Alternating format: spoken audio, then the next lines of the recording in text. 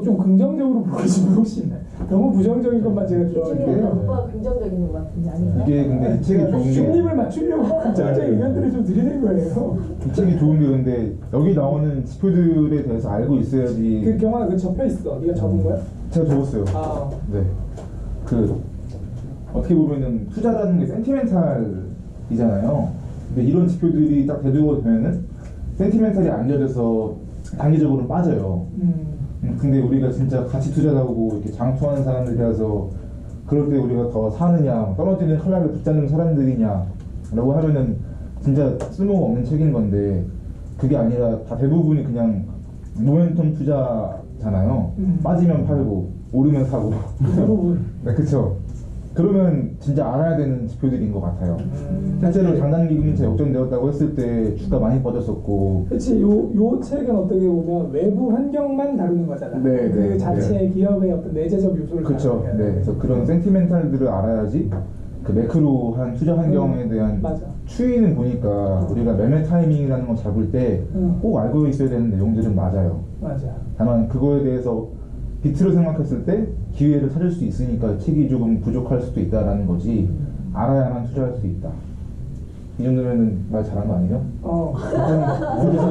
박사님 저도 하나 건드리겠습니다. 아, 그치. 나도 나는 사실 주식 투자할 때 뭐 다른 지표를 보기보다는 난 내가 원래 신문을 많이 보니까 지금 경환이가 얘기한 것처럼 외부 환경적인 거시적인 요인들은 파악을 하고 있거든. 그건 예측도 되고 파악도 되지. 거기에서 기업이 아다리가 딱 맞는 순간에 내가 그 기업을 투자를 하거든.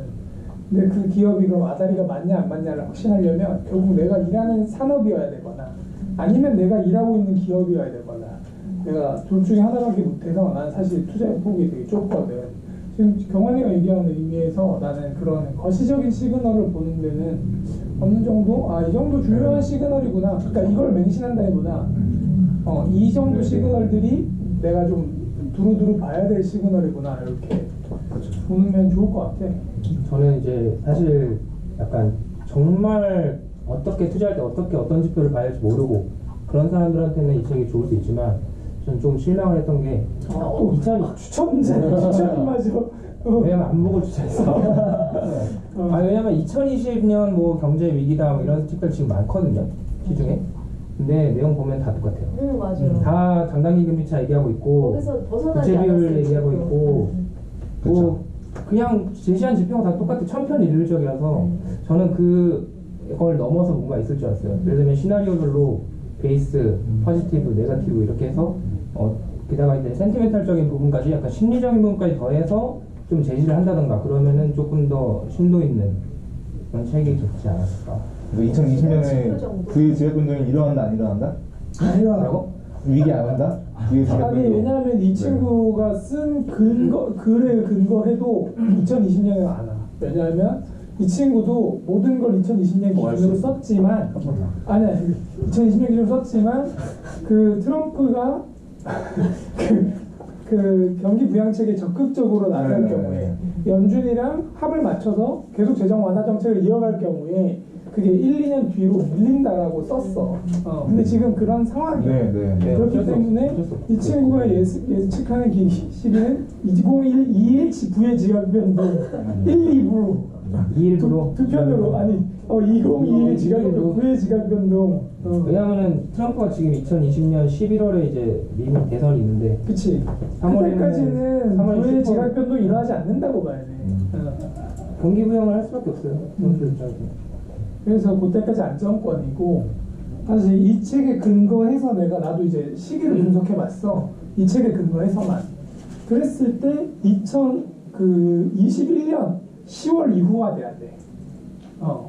그러니까 미국 대선까지는 안전하고 뭐 어르락내리락이 있지만 안정권이라고 보고 대선하고 6개월까지도 안정권이니까 보통 네임덕 현상이 있으니까 네임덕이 오지 않을 때니까. 그러니까 결국 1년 정도 뒤가 가장 좀 러프하게나마 어떤 변동이 있을 만한 시기라고 봤을 때 2021년 말, 2022년 초가 지금 기준으로 보면은 어떤 위기가 이 사람 논지에 근거하면 위기가 오는 시기가 아닌가. 저는 그냥 공화당이 이겨서 트럼프가 한 번 더 하면은 안 온다. 쭉 안 오고 민주당이 하면 온다. 거든요. 지금 뭐 문재인을 비난하는 거 아니 그쪽이야.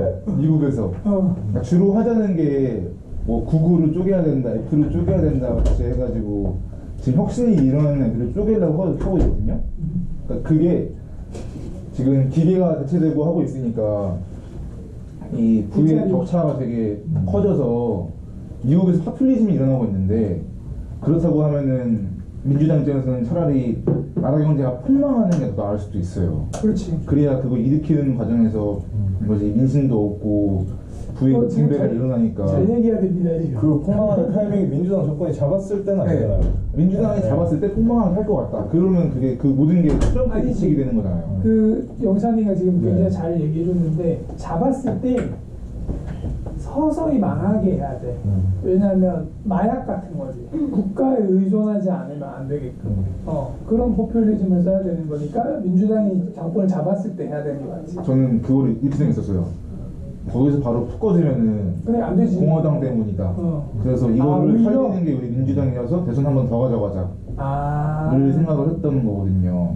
그래서 2021년 초 대선 직후 또 빠질 수 있다. 근데 이게 진짜 그럴 것 같이 센티멘탈이 조정되고 있잖아요. 그치. 서서히는 안 꺼져요 절대 이번 건은. 왜냐면은 모두가 다 불안에 떨고 있기 때문에 조금만 꺼지면 푹 꺼질 거라고 봐요. 나는 오히려 모두가 불안에 떨고 있기 때문에 서서히 꺼질 거라고 보거든. 우리 그 9월 때 이번에 코스피 빠진 거 보면은 그치. 그때 난리였지. 네, 근데 근데 미국이랑 한국이랑 다르잖아. 모두가 다 불안에 떨었잖아요. 우리도 코스피 너무 오른다, 반도체 너무 오른다, 거품이다.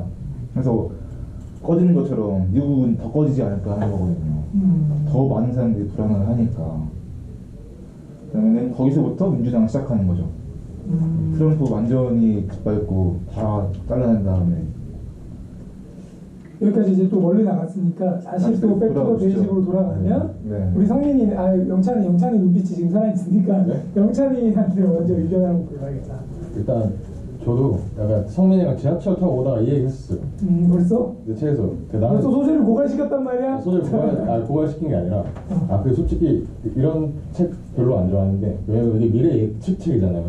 그래서 안 좋아하는데, 저는 좀 벌써 안 좋아하는 게 몇 표야? 책 투표 수랑 비슷해. 이 쓴 사람을 못 보고 있었는데 지금 보니까 기자 출신이더라고요. 네, 맞아요. 좀 기본적으로 이렇게 기자가 쓰는 책은 좀 기본적으로 걸러요.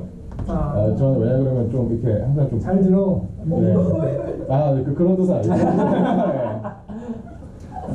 왜냐 그러면은 이게 좀 약간 습관인지도 모르겠는데 좀요 속된 말로 표현하면 약간 어그로성이라고 하죠.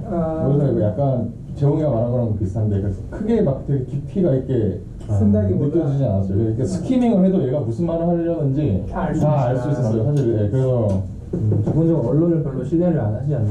그러니까 제가 개인적인 사례가 아까 문지용 화났다. 언론을 싫어서 무역학 한 거예요. 그래서 내가 분석한 데이터를 믿는다. 제가 분석한 데이터를 믿는다 이런 것보다도 이렇게 좀 어떠한 문제를 바라봤을 때 얘가 알고 있는 좀 깊이 있는 통찰을 보고 싶은데, 이러이러한 게 보이니까 옛날에도 이랬어.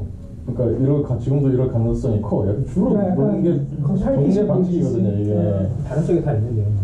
그래서 어쨌든 그러면 저는 이제 제가 개인적으로 경기를 보고 있는 그런 거를 하자면, 저는 좀 되게 그렇게 준모형이랑 비슷한 것 같아요. 부정적으로 보진 않거든요. 근데 이게 세계가 막 한꺼번에 크라이시스급의 위기가 올 거다라고 했었을 때, 저는 그거는 좀 오지 않을 거라고 생각을 해요. 왜냐 그러면 아까도 말했듯이, 준모형도 말했듯이, 이게 지금 각 국가에서 좀 충분히 약간 대처를 하고 있는 느낌? 근데 저희 나라 같은 경우도 사실 뭐 IMF 이런 걸 겪어봐서 알았지만, 뭐 외환 위기에 대한 대처라든지, 이제 국내 경기가 침체됐을 때 대처라든지, 이러한 대책들이 지금은 어느 정도 안정적으로 이루어져 가고 있는 저는 상황이라고 보거든요. 왜냐면 외환은 사실 저도 막 그 총액을 따져 봤었을 때 크라이시스가 오더라도 즉각적으로 대처할 수 있는 금액이 굉장히 많더라고요. 통화 스와프를 체결한 쪽이나 아니면 저희가 자체적으로 이미 보유하고 있는 외환 쪽이나. 그리고 그거는 좀 저는 크게 걱정이 안 되고, 두 번째로는 좀 저는 약간 기업 경쟁력 측면에서 좀 바라보고 싶은데, 저는 약간 물어보고 싶은데, 지금 대한민국 경제가 앞으로의 산업에서 봤을 때 기업 경쟁력이 좀 어떨 것 같아요? 전반적인 기업. 저는 안 계실 때 말을 네. 했었는데 딱 그 반도체 관련한 그 원자재 만드는 국가처럼 될 거라서 호주나 뭐 이렇게 중동 느낌 아닐까 싶어요. 지금 그 다음 얘기 나오는 게 이제 전기차 사실 배터리 시장이거든요. 네. 원자재 납품거든요. 네네. 그래서 그런 면에서 좀 대한민국 사실 저는 개인적으로 그게 준비가 잘 되고 있다라고 판단을 하고 있는데 그거를 오히려 아무래도 최태원 회장도 똑같은 지적을 했더라고요. 그냥 야 우리가 좀 산업을 주도를 하는 게 아니라 그러니까 큰 거대한 예를 들면 테슬라면 테슬라의 배터리를 납품을 하는 우리 하청업체 되는 거 아니냐. 우리 그룹 전체가. 근데 지금 또 그 관점에서 생각을 해보니까 또 그렇게 가고 있더라고요. 네. 그치, 반도체고 네. 합청이고 네. 뭐 배터리도 반도체도 그렇고 이제 합청이지. 배터리도 그렇고 이제 그 다음 사실 이 두 개만 꽉 잡고 있어도 저는 LED도 합청이지. 네, LED 합청이고 그래서 약간 완성품에 대한 네, 약간 네. 그런 경쟁력은 좀 많이 떨어지고 있더라고요. 근데 그렇다고 해서 이제 그러한 기초 소비재 그 기초 산업들이 저는 좀 튼튼하게 유지는 네. 될 것 같아서 이게 막 크라이시스급의 위기는 나올 거다라고 저는 좀 판단을 하고 있어요. 그 나쁜 거냐라고 하면 나쁜 것도 아니에요. 왜냐면은 지금 대만 같은 경우도 TSMC 하나밖에 없고 중동, 호주 다 못 살지 않잖아요. 그래서 나쁜 걸까 싶기는 해요. 제가 말하는 건 침체가 올 거냐, 아, 침체가 맞아요. 올 거냐, 완전 아니면 맞아요. 크라이시스급의 위기가 올 거냐에 대한 문제였어요. 근데 그런 위기는 그런 급격한 위기는 오지 않을 걸로 일단 저는 개인적으로 네. 보고 있고 그래서 다만 주식도 조금 그러네. 염려되는 부분은 네. 너무 이제 하청 구조화되고 하청화되는 거죠. 있으니까 그 옛날에는 1차 산업을 하는 게 하청이었고 뭐 2차, 3차가 어떤 부의 네. 상징이었다면 이제는 그 안에서 계열화가 일어난다는 거지. 그렇죠. 그러니까 우리는 네. 뭐 반도체, 배터리, LED 이런 것만 공급하고 중동이 되는 거죠, 완성품은 중동. 어, 중동 말고. 맞아요. 네. 그러니까 완성품은 저기서 만들어낸다. 우리가 막 갤럭시를 만들고 하긴 근데 네. 그 부의 가치는 그렇죠. 거기서 폭증하는 건데. 거기서 걱정하는 거죠. 그래서 막 배를 직접 만들던 시절이거든요. 어. 그때는 좋았어요, 나라가. 근데 지금 이제 사실 현기차도 좀 걱정되는 게 약간 미래형 자동차 쪽에서는 좀 경쟁력이 되게 상실돼 있지. 많이 상실돼 있어요. 많이 상실돼 있고. 근데 그 현대자동차가 떠받치는 구조가 지금 크잖아요. 되게. 이집값? 일단은 네. 그 정의선 수석 부회장이 저번에 네. 임직원들 모아놓고 약간 토크 콘서트를 했는데 와. 좋다. 그런 거 소통. 네, 근데 이제 거기서 좀 파격적인 얘기를 했는데 우리 회사는 10년 내 자동차 회사가 아니라 완전히 다른 그냥 서비스 회사가 될 거다. 그러면 근데 이제 그러니까 약간 산업 찍고 있습니다. 우리 회장님 보셨죠? 회장님 지금 무슨 말씀하시는 겁니까? 근데 되게 막 그런 AI 이 자리에 거기 날 수 있어요. 얼마든지 그렇게 구라치네 이런 것도 매일 그냥 마음대로 권유했으니까 괜찮을 것 같아요. 그러니까 50%는 자동차, 그리고 30%는 여타 모빌리티 서비스, 그리고 20%는 플라잉카. 이런 식으로 그 산업 포트폴리오 10년 내에 다 구축하겠다고. 까부네. 깊은 포트폴리오를. 근데 이제 아까 이제 그 되게 잘 말씀해 주셨는데 저는 좀 걱정이 되는 게 우리나라가 뭐 배터리 잘 만든다, 뭐 핸드폰 잘 만든다 하지만 반도체 잘 만든다 하지만 전체적인 그러니까 제품이라는 게 제품 하나 만들고 끝이 아니잖아요. 그러니까 전체적인 공급 사슬을 일단 따져야 되는데 원료부터 소재 그리고 완제품까지 우리나라가 사실 점유율이 별로 안 돼요. 예를 들면 배터리를 볼까요? 배터리 보면은 중국 같은 경우에도 뭐 이제 자체 원료가 니켈이나 뭐 코발트, 물론 일본은 콩고에서 하지만 코발트는 하여튼 대부분의 그러니까 글로벌 배터리 원료 수급에 전체 다 해서 한 70% 80%를 중국이 다 수급 자체 수급이 가능하고요. 그리고 그거에 따라 만들어지는 양극재, 음극재, 전해질 그런 업체들도 지금 탑 기업이 글로벌 탑 기업이 다 중국 회사예요. 맞아요. 그래서 중국 정부는 자신 있게 전기차로 밀 수 있는 거예요. 그래서 반도체 캐파 1위도 전 세계 1위, 3위가 중국 회사고, 그리고 전기차 회사도 뭐 아시다시피 그거는 말할 필요도 없이 수많은 전기차 회사가 지금 난리를 하고 있죠. 그러니까 어떻게 보면은 우리나라가 좀 약간 불안한 게 반도체만 잘 만들어서 되는 게 아니라 뭐 예를 들면은 광구 지분을 좀 사서 원료 수급 안정성을 확보를 한다든지 아니면은 뭐 완성차 업체에 납품하는 그 전기차 JV 같은 거 문제갖고 배터리 수급처를 좀 안정한다든지 그런 것들도 그 수반이 돼야 이게 약간 지금 일본 막 불화수소 막 수출 규제하는 거 그런 거에 대한 리스크를 최소화할 수 있을 텐데 조금 너무 배터리 산업에만 자체에만 집중을 하는 게 아닌가. 좀 그게 좀 우려스러워요. 반도체도 그렇고. 네, 반도체도 그렇고 이제 막 하고 있는데 반도체는. 그러니까 약간 지금 미국이나 중국 같은 경우에 자신감이 있어요. 왜냐면은 원래부터 반도체, 그러니까 반제품 그리고 완제품까지 다 하니까. 그러니까 얘네들은 자신감이 있는 거죠. 우리는 그냥 솔직히 약간 외줄타기 하고 있는 거예요. 외줄타기. 어디서 이렇게 탁 막아버리면 끝나는 거예요. 우리 인생이 원래 그렇지 않나? 그래서 그것도 무섭더라고요. 불화 수소 있잖아요. 그 1년에 저희 작년에 일본으로부터 수입한 총액이 1,000억이 안 돼요. 근데 그걸로 지금 삼성 200조의 매출을 흔들 뻔한 거예요, 순간적으로. 그게 진짜 좀, 미치킨이나. 수급 문제가 되게 중요한 것 같아요. 포스코 같은 경우에도 지금 그 약간 아르헨티나라든지 호주의 지분을 광산 지분을 되게 많이 사들이고 있어요. 공격적으로. 왜냐면은 철강 때문에? 철강뿐만 아니라 배터리에 들어가는 소재까지 맞아, 그 포스코가 지금 확보하려고 많이 지금 엄청나게 공격적으로 지금 재배를 하고 있고. 포스코 주가가 엉망이니까. 그쵸, 지금 철강도 좀 많이 안 되니까.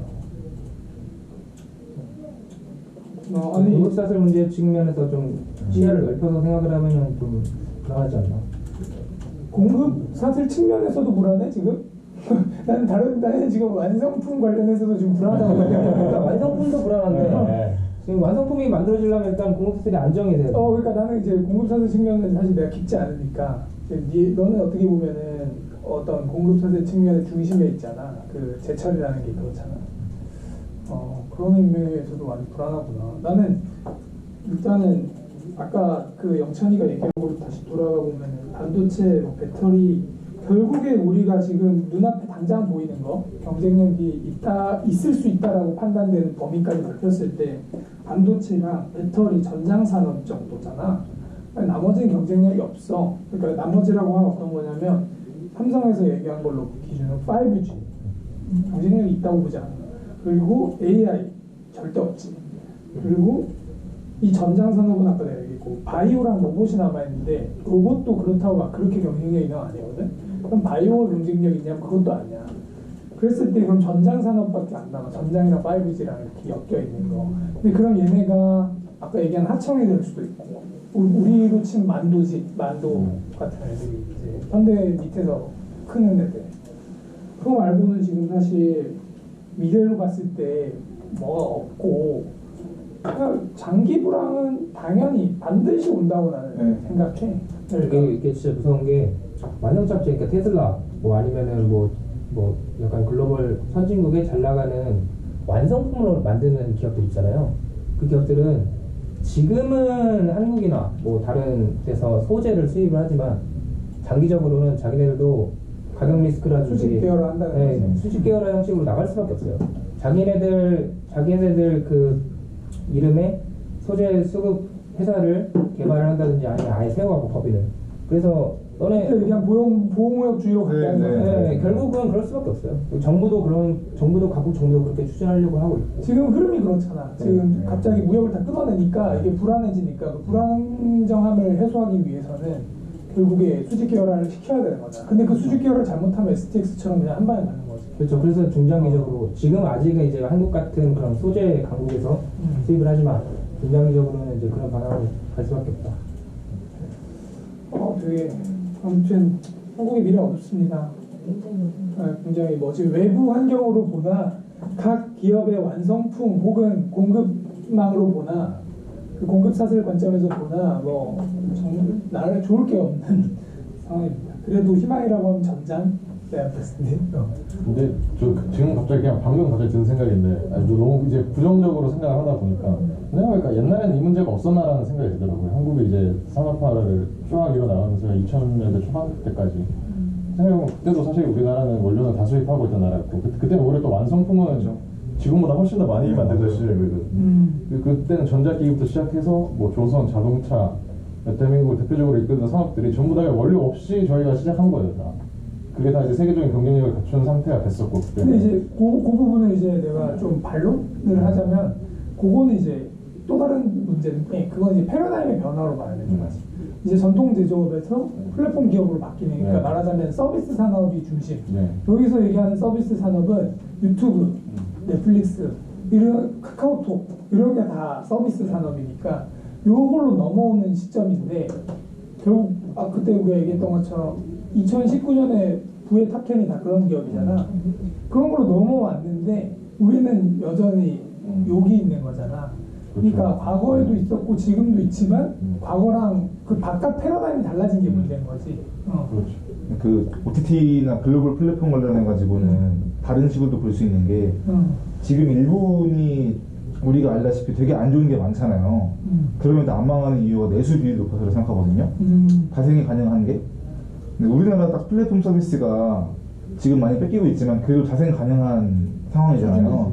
네이버도 있고 뭐 옥수수 등등 뭐 많이 하고 있으니까. 진짜 대단한 거예요. 이거 몇 나라 이게 이 글로벌 플랫폼에 대항할 수 있는 대항마 서비스가 있다는 게 정말 대단한 건데 우리는 그걸 다 내수해서 가지고 있어요.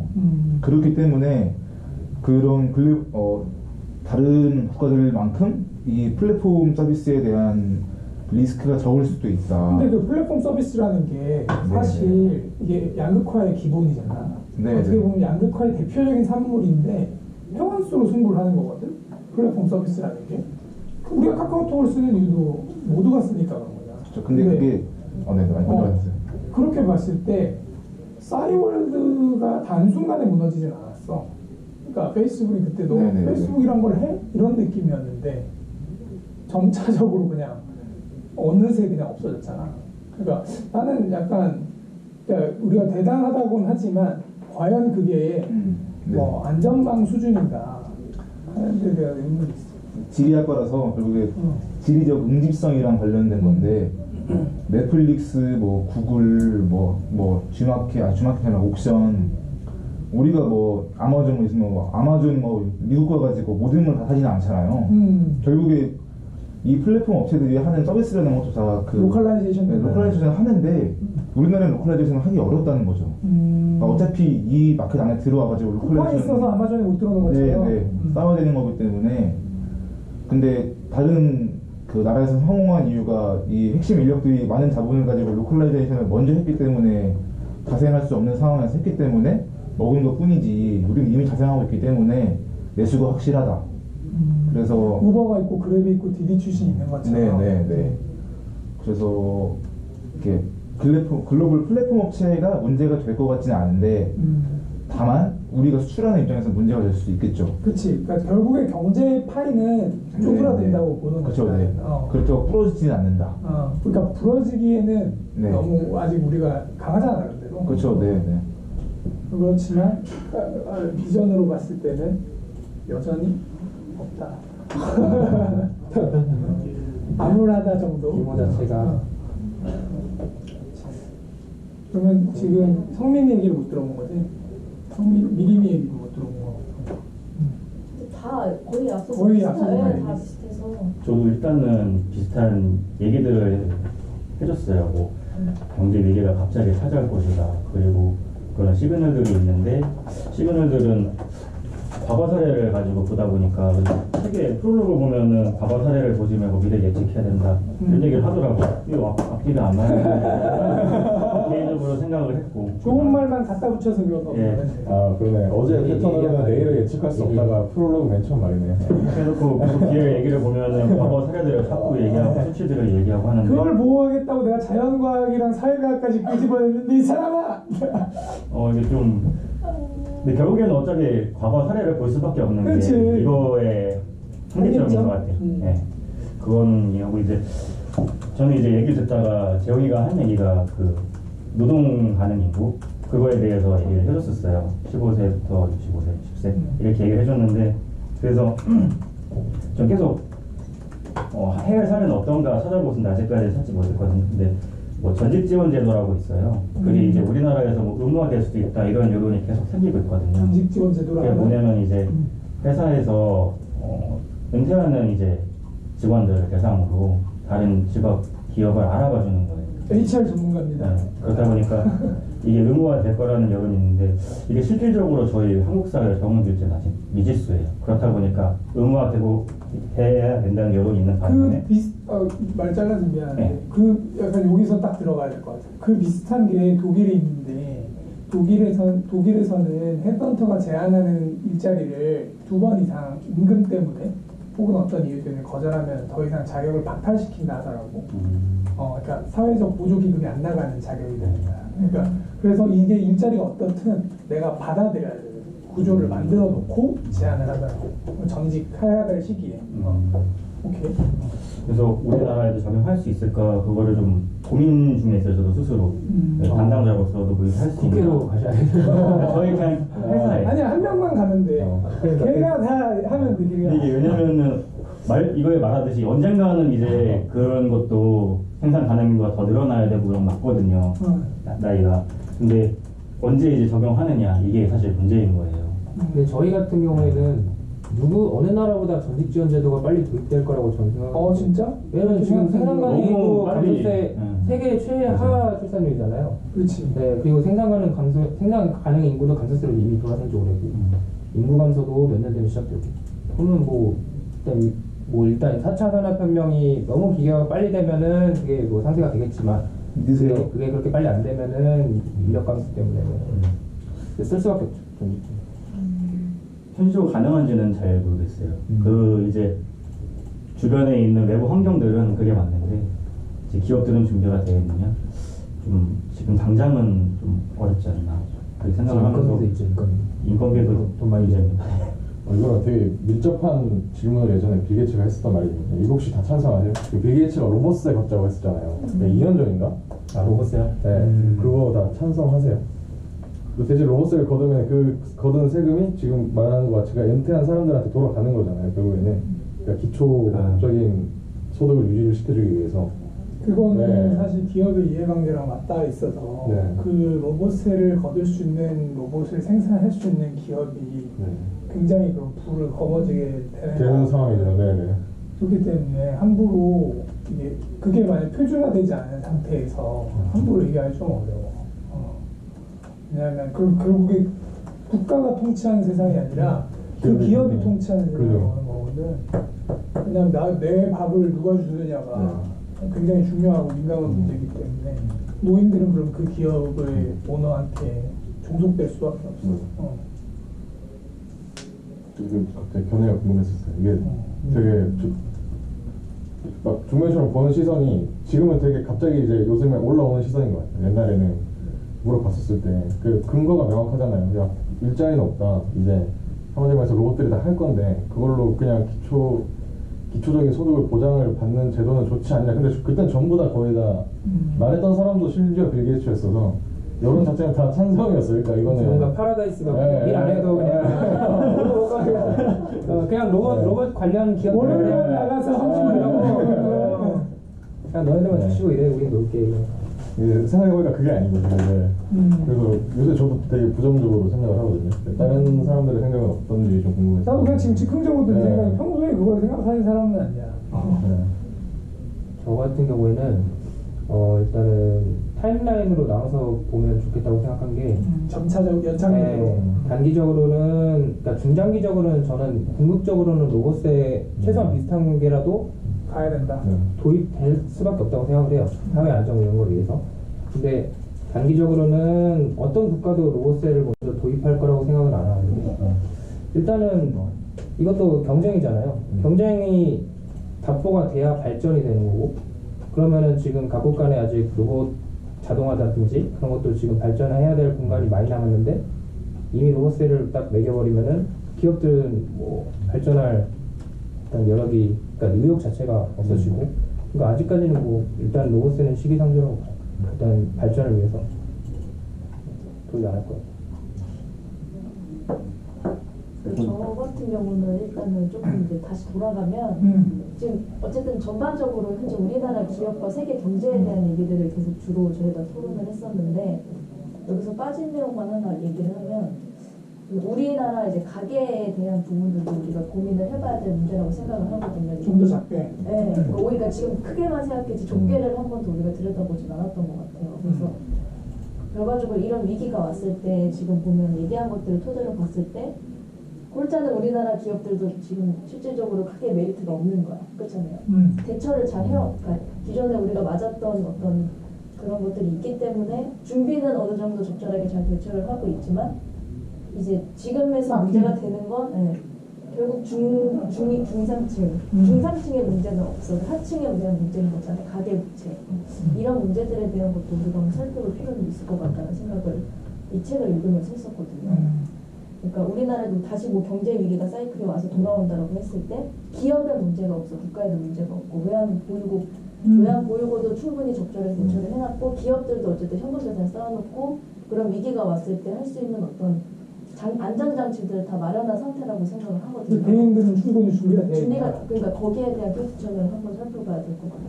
저는 비슷한 게 저는 우리나라 기업들은 준비를 하고 있다고 생각하는데 저는 오히려 국가적으로 굉장히 좀 불안하다고 생각을 해요. 뭐냐면은 이게 국가 채무 증가율이 엄청 좀 빠르게 증가하고 있잖아요. 근데 중요한 게 이게 어찌됐든 간에 뭐 어떻게 보면 인구 구조랑 비슷할 수도 있는데 뭐 재정 지출이 좀 급격하게 늘고 있는 게 이게 뭐 단순히 이게 R&D로 가는 재정 지출이 아니라 말 그대로 어떻게 보면은 뭐 복지나 아니면은 이쪽으로 가는 지출이 많다는 게 좀 가장 핵심인 것 같은데 그래서 제가 이 저자가 놓쳤던 부분 한 개가 저는 정책 리스크라고 생각을 해요.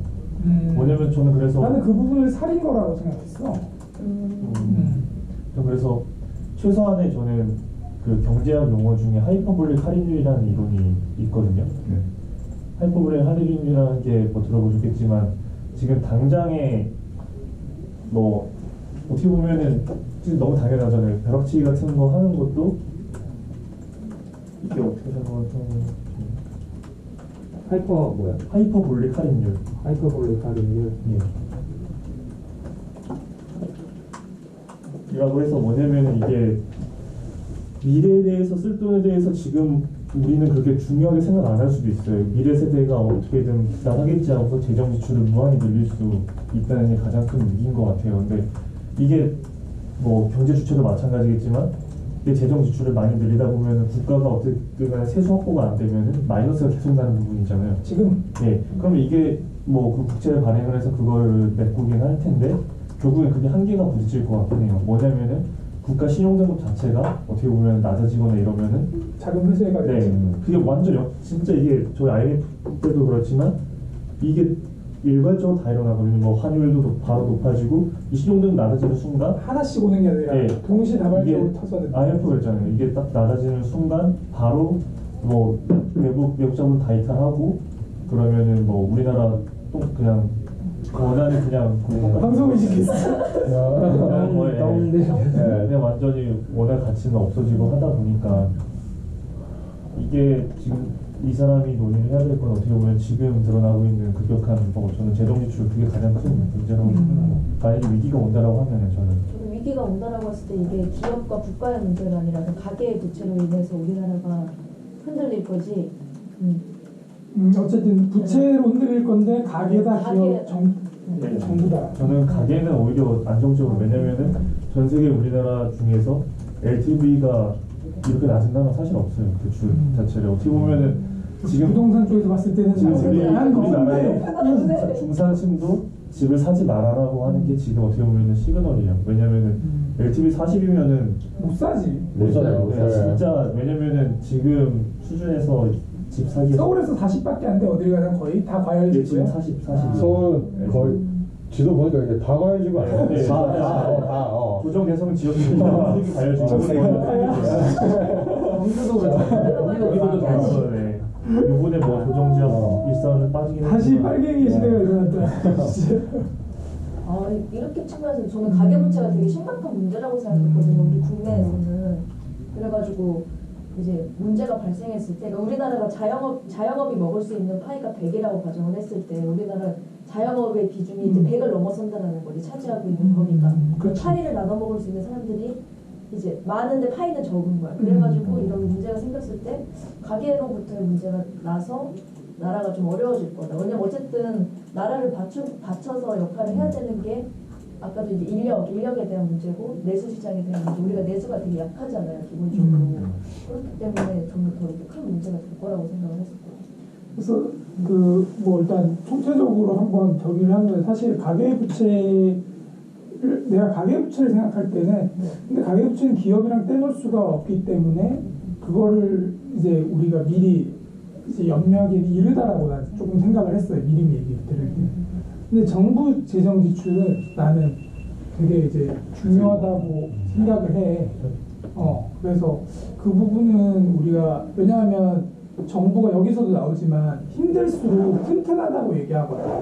근데 지금 우리나라가 매번 자꾸 튼튼하다는 걸 강조해.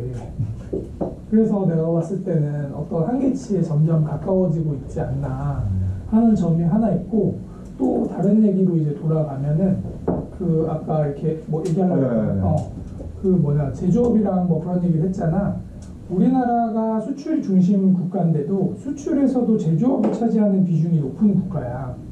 일본, 독일, 한국, 그리고 사실 미국까지 제조업 중심 국가인데 미국은 제외하고 중국도 제외하고 일본, 독일, 한국이 다 하락하고 있어. 그러니까 그 제조업의 경쟁력 지수로 판단할 수 있는 게 아니고 제조업이 무기인 나라들은 다 바닥치고 있다고 보면 되는 거야. 그러니까 그거는 그 안에서 얼마나 잘났고 잘 못났냐 도토리 키재기 할 때가 아니고 그 제조업이라는 산업 자체에 대한 어떤 재고가 필요한 시점이기도 하다라는 걸 보여주는 지표야.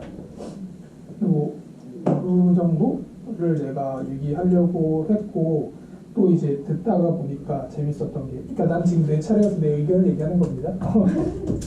그 뭐냐, 여기서 보니까 나는 재밌는 게 솔림이라는 게 있었어. 뭐 다 기억하는지 모르겠지만 네 가지 솔림을 얘가 짚었어. 반도체 솔림, 자영업 솔림, 그리고 건설, 부동산 솔림. 사실은 세 가지라고 봐요. 그래서 반도체 솔림은 우리가 다 알듯이 언젠가 종식될 거라고 생각하잖아. 어떤 지금과 같은 호황을 이어가지는 못할 거라고 생각하고 있고, 자영업 솔림도 진짜 이게 절망적인 게 베이비붐 나갔는데 거기다가 청년 창업이라는 걸 활성화시켜가지고 우리가 뭐 엄청난 걸 창업하지 않잖아. 대부분 요식업 하잖아. 그러니까 결국에 자영업도 레드오션이지. 그냥 그 지옥이지. 그래서 결국에 솔림 중에 벌써 반도체랑 자영업이 날아갔는데, 건설이랑 부동산 쪽인데 사실 이쪽은 어떻게 될지 모르겠어. 그러니까 아까 얘기한 것처럼 재정을 얼마나 푸느냐에 따라 이건 계속 쏠릴 거기 때문에. 가장 쉬운 방법이죠. 건설 투자. 효과가 가장 빨려. 왜냐면은 반도체 같은 거 기계 설비 투자해서 그러니까. 하는 것보다 우선 건설을 지어놓고서 한 3년이면 그러니까 그거잖아. 아까 경환이 얘기한 거. 그냥 짜고 치는 고스톱 아니야. 진짜 풀자. 그럼 일로 그냥 싹 다 그냥 바로 가는 거야. 그러니까 이건 내가 예측하기 어렵지만 일단 반도체 솔림과 사실 자영업 솔림은 이미 개박살 났다. 그렇게 봤을 때 결국에 건설 부동산 경기가 남아 있는 건데, 이거는 굉장히 버블 구조에 가까워요. 기본적으로 이 얘네가 활용이 되는 형태 자체가 돈을 풀어서 이 실물 자산의 가치를 극대화시키는 거기 때문에, 그래서 이거는 뭐 어떻게 될지 모르지만 기본적으로 위험하다라고 생각을 하고 있는 거기 때문에 어쨌든 결과적으로 좋지 않다 이렇게 나 보고 있고.